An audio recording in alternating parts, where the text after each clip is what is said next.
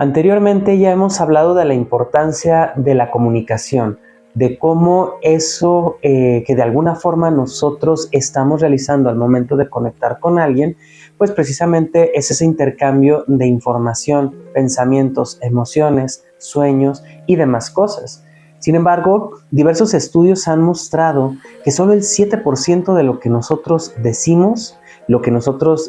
platicamos, las palabras que nosotros empleamos, es realmente el contenido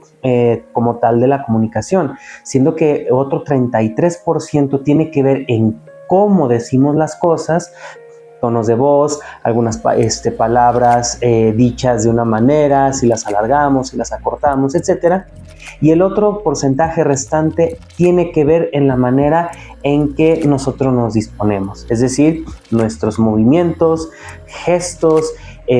movimientos de la cara, por ejemplo, gesticulaciones, y lo que vendría siendo también la ropa que utilizamos como tal. Entonces, siendo que solo el 7% de lo que decimos es importante, ¿por qué solamente nos solemos enfocar en eso? Pues hoy vamos a platicar de ese porcentaje restante en el que se ve envuelto el lenguaje no verbal y aquello que comunicamos a veces sin darnos cuenta de ello. Te habla Umir Cázares y justamente al hablar del lenguaje no verbal hablamos de un tema que de alguna manera entró en boga en los años 60, ya que de alguna forma las palabras han sido uno de los pilares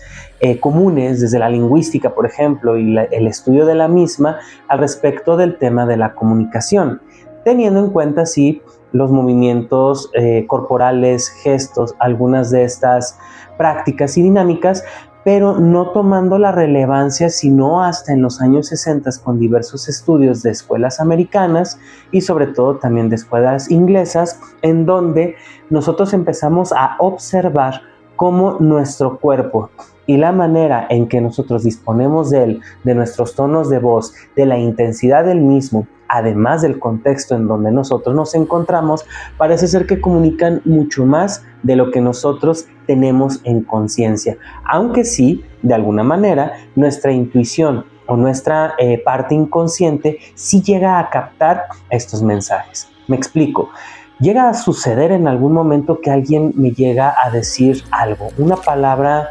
gratificante,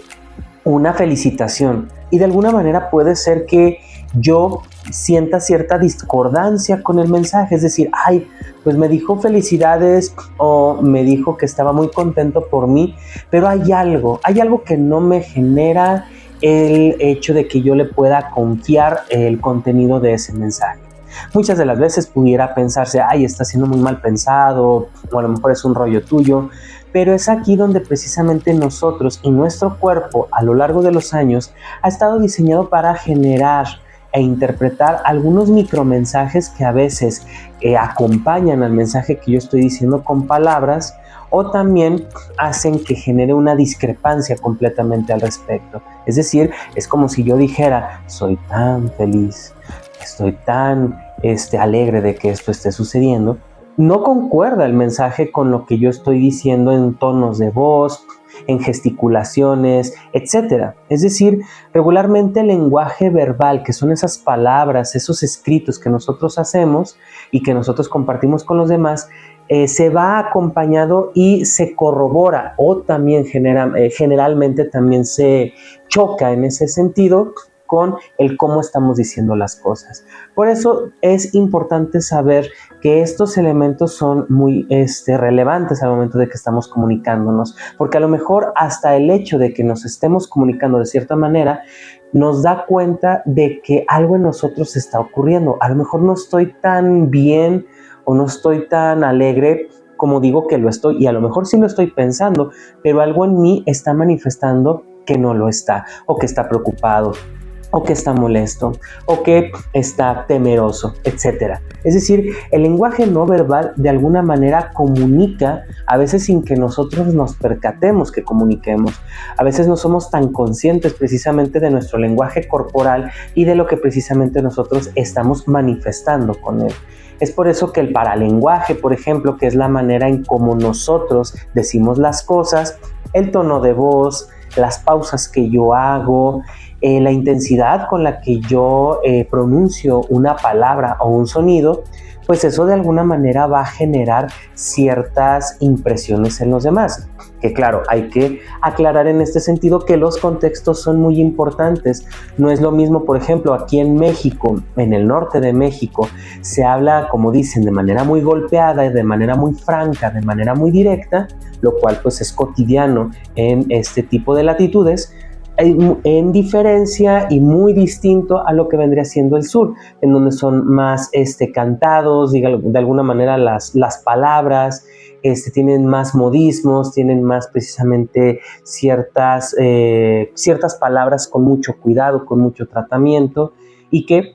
de alguna manera, si alguien me habla muy fuerte, pues hay que ver, a lo mejor es del norte, a lo mejor es de una parte en donde esto es cotidiano, y a lo mejor no propiamente que esté molesto. Cosa que si una persona del sur, si empieza a hablar muy fuerte, pues regularmente o seguramente algo ha de estar pasando en ese sentido. En fin, al punto que quiero llegar es que los contextos, las formas, las culturas también van determinando mucho la manera en que me comunico. Por eso tener en cuenta todas y cada una de estas variables puede precisamente que me permita generar esta autorreflexión y sobre todo muy importante el preguntarme, ¿estoy comunicando lo que quiero comunicar? ¿Por qué me dicen que hablo enojado? ¿Acaso no estaré utilizando un lenguaje corporal adecuado, más matizado, para hablar de una manera más tenue, más suave, y estoy hablando muy golpeado? ¿O realmente estoy molesto por algo? Porque mi propio lenguaje puede generarme el hecho de que tenga emociones